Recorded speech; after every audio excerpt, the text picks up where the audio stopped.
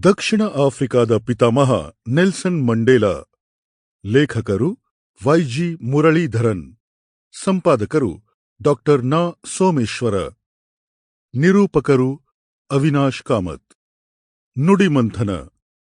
Nelson Mandela 1918 ರಿಂದ 2013.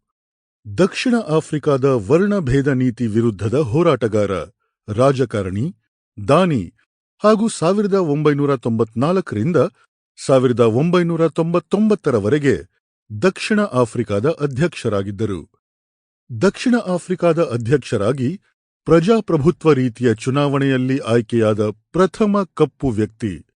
Mandela ಸರ್ಕಾರವು ವರ್ಣದ್ವೇಷವನ್ನು ನಿವಾರಿಸುವ ದಿಶೆಯಲ್ಲಿ ಮಹತ್ತರವಾದ ಹೆಜ್ಜೆಗಳನ್ನಿಟ್ಟಿತು. ಮಂಡೇಲಾ ಅಧಿಕಾರಕ್ಕೆ ಬರುವ ಮೊದಲು ವರ್ಣದ್ವೇಷವು ಸರಕಾರದ ಪ್ರತಿಯೊಂದು ಹಂತದಲ್ಲಿಯೂ ವಿಜೃಂಭಿಸುತ್ತಿತ್ತು. ಹಾಗಾಗಿ ಮಂಡೇಲಾ ಮೊದಲು ಸರ್ಕಾರಿ ಮಟ್ಟದಲ್ಲಿ ಸಮಾನತೆಯನ್ನು ತರುವ ಕೆಲಸ ಮಾಡಿದರು. ಅಸಮಾನತೆ ನಿವಾರಣೆ, ಬಡತನ ನಿವಾರಣೆ ಹಾಗೂ ವರ್ಣದ್ವೇಷ ನಿವಾರಣೆ ಅವರ ಆದ್ಯತೆಯ ವಿಷಯಗಳಾದವು. ಮಂಡೇಲಾ ಜುಲೈ 18, 1918 ದಕ್ಷಿಣ ಆಫ್ರಿಕಾದ ಮೆಝೋ ಪಟ್ಟಣದಲ್ಲಿ ಜನಿಸಿದರು.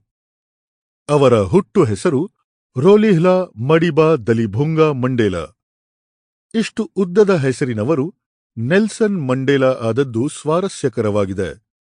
ಅದನ್ನು ಅವರ ಮಾತುಗಳಲ್ಲಿಯೇ ಕೇಳುವುದು ಒಳ್ಳೆಯದು. ನಮ್ಮ ವಂಶದಲ್ಲಿ ಇದುವರೆಗೂ ಯಾರೂ ಶಾಲೆಗೆ ಹೋಗಿಲ್ಲ.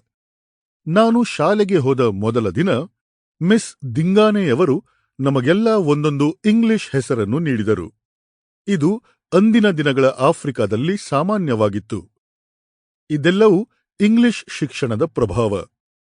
ಆ ದಿನ ಮಿಸ್ ದಿಂಗಾನೆಯವರು ನನ್ನ ಹೊಸ ಹೆಸರು ನೆಲ್ಸನ್ ಎಂದು ಹೇಳಿದರು. ಇದೇ ಹೆಸರನ್ನು ನನಗೇಕೆ ನೀಡಿದರು ಎನ್ನುವುದು ನನಗೆ ಗೊತ್ತಿಲ್ಲ. ಹೀಗೆ ಮಂಡೇಲಾ ಅವರಿಗೆ ಒಂದು ಇಂಗ್ಲಿಷ್ ಹೆಸರು ದೊರೆತು ಅದೇ ಹೆಸರಿನಿಂದ ಅವರು ವಿಶ್ವವಿಖ್ಯಾತರಾದರು. ಮಂಡೇಲಾರವರು ಆಫ್ರಿಕನ್ ನ್ಯಾಷನಲ್ ಕಾಂಗ್ರೆಸ್ ಪಕ್ಷಕ್ಕೆ ಸೇರಿದ್ದರೂ ಅವರು ಒಳಗೊಳಗೆ ದಕ್ಷಿಣ ಆಫ್ರಿಕಾ ಕಮ್ಯುನಿಸ್ಟ್ ಪಕ್ಷದ ಒಲವನ್ನು ಬೆಳೆಸಿಕೊಂಡಿದ್ದರು. ಮಂಡೇಲಾ ಮಹಾನ್ ಸ್ವಾವಲಂಬಿಯಾಗಿದ್ದರು. ಅಧ್ಯಕ್ಷರಾಗಿದ್ದಾಗಲೂ ತಮ್ಮ ಹಾಸಿಗೆಯನ್ನು ತಾವೇ ಹಾಸಿಕೊಳ್ಳುತ್ತಿದ್ದರು. ಮದ್ಯಪಾನ ಹಾಗೂ ಧೂಮಪಾನಗಳಿಂದ ದೂರವಿದ್ದರು. ಹಾಸ್ಯವನ್ನು ಇಷ್ಟಪಡುತ್ತಿದ್ದರು. ಸ್ವಲ್ಪ ಹಠಮಾರಿಯಾಗಿದ್ದರೂ ಸಹ ನಂಬಿಕೆಗೆ ಅರ್ಹರಾಗಿದ್ದರು. ಮಕ್ಕಳು ಹಾಗೂ ನೌಕರರ ಜೊತೆಯಲ್ಲಿ ಆತ್ಮೀಯವಾಗಿ ಮಾತನಾಡುತ್ತಿದ್ದರು. ತಮ್ಮ ರಾಜಕೀಯ ಶತ್ರುಗಳ ಜೊತೆಯಲ್ಲಿಯೂ ಸೌಹಾರ್ದತೆಯಿಂದ ನಡೆದುಕೊಳ್ಳುತ್ತಿದ್ದರು. ಇಷ್ಟು ಸರಳ ಹಾಗೂ ಪ್ರಾಮಾಣಿಕ ಜೀವನವನ್ನು ನಡೆಸಿದ ಕಾರಣದಿಂದಲೇ ಅವರನ್ನು ನೊಬೆಲ್ ಶಾಂತಿ ಪ್ರಶಸ್ತಿ ಅರಸಿ ಬಂದಿತು. ಲೇಖಕರಾದ ವೈ.ಜಿ. ಮುರಳೀಧರನ್ ಅವರಿಗೆ ಅಭಿನಂದನೆಗಳು. ಡಾ. ನ. ಸೋಮೇಶ್ವರ, ಬೆಂಗಳೂರು, ಜನವರಿ 2015. ದಕ್ಷಿಣ ಆಫ್ರಿಕಾದ ಪಿತಾಮಹ ನೆಲ್ಸನ್ ಮಂಡೇಲಾ. ನಾನು ಎಲ್ಲ ರೀತಿಯ ಜನಾಂಗೀಯ ನಿಂದನೆಯನ್ನು ವಿರೋಧಿಸುತ್ತೇನೆ. ಅದರ ವಿರುದ್ಧ ನನ್ನ ಜೀವನ ಪರ್ಯಂತ ಹೋರಾಡಿದ್ದೇನೆ. ಈಗಲೂ ಹೋರಾಡುತ್ತಿದ್ದೇನೆ. ನನ್ನ ಉಸಿರು ಇರುವವರೆಗೂ ಹೋರಾಡುತ್ತಲೇ ಇರುತ್ತೇನೆ. Nelson Mandela. ಒಬ್ಬ ವ್ಯಕ್ತಿ ತನ್ನ ಜೀವಮಾನದ 27 ವರ್ಷಗಳನ್ನು ಜೈಲಿನಲ್ಲಿ ಕಳೆದರೂ ಇಡೀ ವಿಶ್ವದ ಮೇಲೆ ತನ್ನ ಪ್ರಭಾವ ಬೀರಿದನೆಂದರೆ ಆತನ ವ್ಯಕ್ತಿತ್ವ ಹೇಗಿತ್ತು, ಆತನ ಹೋರಾಟ ಯಾವ ಮಾದರಿಯಲ್ಲಿತ್ತು ಮತ್ತು ಆತ ಯಾವುದರ ವಿರುದ್ಧ ಹೋರಾಟ ನಡೆಸಿದ ಎಂಬುದನ್ನು ನೀವು ಊಹಿಸಬಲ್ಲಿರಾ?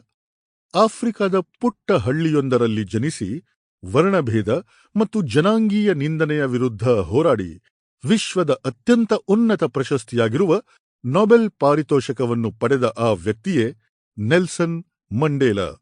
ದಕ್ಷಿಣ ಆಫ್ರಿಕಾದಲ್ಲಿ ಆಗ ಆಡಳಿತ ನಡೆಸುತ್ತಿದ್ದ ಬಿಳಿ ಜನಾಂಗ ಹಲವು ಶತಮಾನಗಳ ಕಾಲ ಅಲ್ಲಿನ ಕರಿಯ ಜನರ ಮೇಲೆ ಅತ್ಯಂತ ಅಮಾನವೀಯ ರೀತಿಯಲ್ಲಿ ದೌರ್ಜನ್ಯ ಎಸಗುತ್ತಿತ್ತು.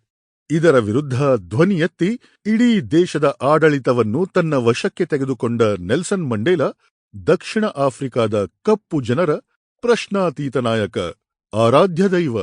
ನೆಲ್ಸನ್ ಮಂಡೇಲಾ ಅವರ ಜೀವನವೇ ಒಂದು ಹೋರಾಟದ ಕಥೆ.